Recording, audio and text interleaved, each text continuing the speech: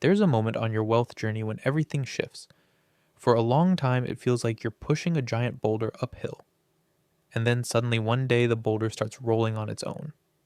Your money begins growing faster than you can work for it. It's not luck, it's math. And it happens at three major net worth tipping points.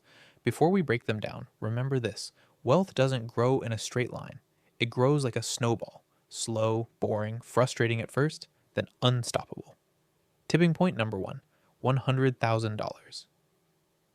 This is the hardest, slowest, most painful phase.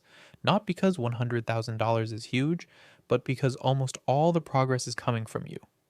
Your contributions carry the whole journey at the beginning.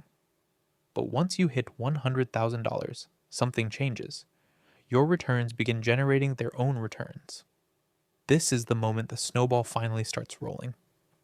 Tipping point number two: around $650,000. Here, compound interest becomes a second income. At a modest 7 to 8% return, this amount generates $45,000 to $50,000 per year without you lifting a finger. Suddenly, losing your job isn't a disaster. Unexpected bills don't feel like emergencies. You breathe easier.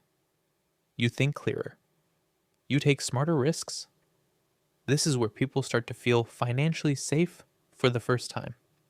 Tipping point number three: $1 million. Your first million isn't about feeling rich, it's about feeling free.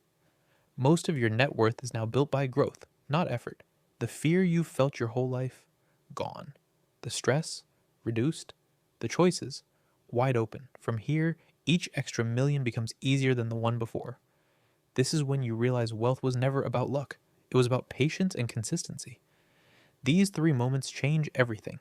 Not because the numbers are magical, but because your relationship with money transforms at each level. Hit that subscribe button and start taking control of your money today.